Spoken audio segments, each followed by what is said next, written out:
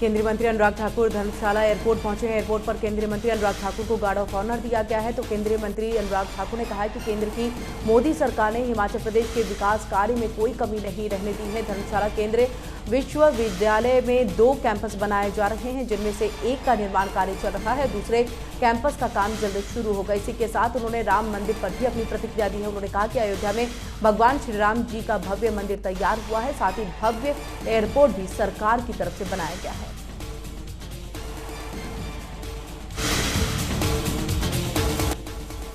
केंद्रीय मंत्री अनुराग ठाकुर बिलासपुर में सांसद खेल महाकुंभ के समापन समारोह में शामिल हुए हैं। इस मौके पर उन्होंने सांसद खेल महाकुंभ में हिस्सा लेने वाले विजेता खिलाड़ियों को पुरस्कार भी बांटे हैं और इस दौरान स्थानीय विधायक और पार्टी के कई नेता भी मौजूद रहे। समापन समारोह के मौके पर उन्होंने कहा कि खेल महाकुंभ में हिस्सा लेने वाले खिलाड़ियों की तादाद में हर साल 20% की बढ़ोतरी अपने आप में काफी महत्वपूर्ण है। वहीं अकेले हमीरपुर संसदीय क्षेत्र से भी कई बड़ी संख्या में खिलाड़ियों का हिस्सा लेना पीएम मोदी की ओर से चलाए गए खेलो इंडिया और फिट इंडिया अभियान की सफलता को दर्शाता है।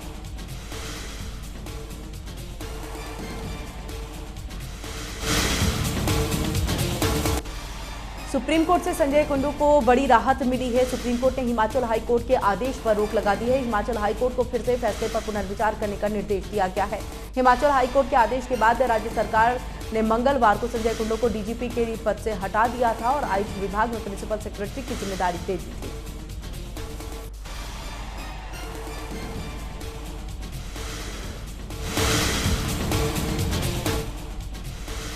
विश्व प्रसिद्ध पर्यटन स्थल मनाली में राष्ट्रीय स्तरीय विंटर कार्निवल का भव्य शुभारंभ हो चुका है। कार्निवल की शुरुआत सांस्कृतिक झांकियों के साथ हुई है। परिधि गृह से माल रोड तक महिला मंडलों और सांस्कृतिक दलों ने सांस्कृतिक विरासत के रंग बिखेरे। तो नए साल के साथ साथ मनाली और कार्निवल के देश के कोने कोने से पर्यटक मनाली पहुंच चुके हैं। 6 जनवरी तक चलने वाले विंटर कार्निवल के दौरान winter queen, voice of carnival समेत अन्य कई सांस्कृतिक कार्यक्रम होंगे।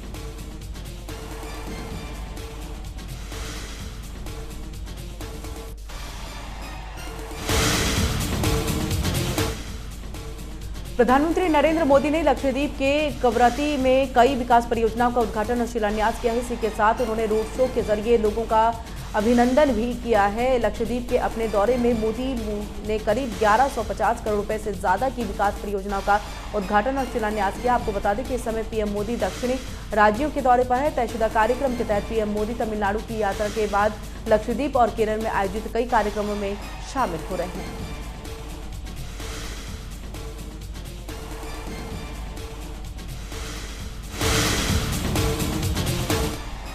दिल्ली के मुख्यमंत्री अरविंद केजरीवाल ने ईडी के तीसरे समन को लेकर के जवाब भेजा है, जिसमें उन्होंने ईडी के समन को गैर कानूनी बताया। तो वहीं नोटिस को लेकर के आम आदमी पार्टी ने कहा है कि लोकसभा चुनाव से पहले नोटिस क्यों जारी किया गया।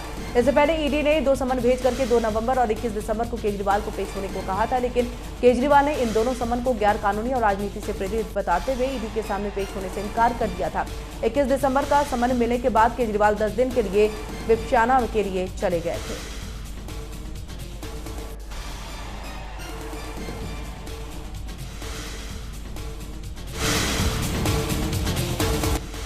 कश्मीर में नए साल शुरू होने के साथ ही कड़ाके की ठंड भी जारी है। घाटी में शीतलहर के बीच में न्यूनतम तापमान 0 से नीचे चला गया है। ठंड का आलम यह है कि यहां पाइप में भी बर्फ जमने के बाद पीने के पानी की किल्लत सताने लगी है। आपको बता दें कि घाटी के ऊपरी इलाकों में भी दिसंबर के अंत तक सामान्य से कम भी बर्फबारी हुई है। आसमान साफ रहने और वजह से श्रीनगर समेत प्रदेश के ज्यादातर हिस्सों में न्यूनतम तापमान में गिरावट दर्ज की गई है। पारा गिरने के बाद ऐतिहासिक डल झील भी जमने लगी है। हालांकि बीते साल के मुकाबले यहां मौसम सामान्य है।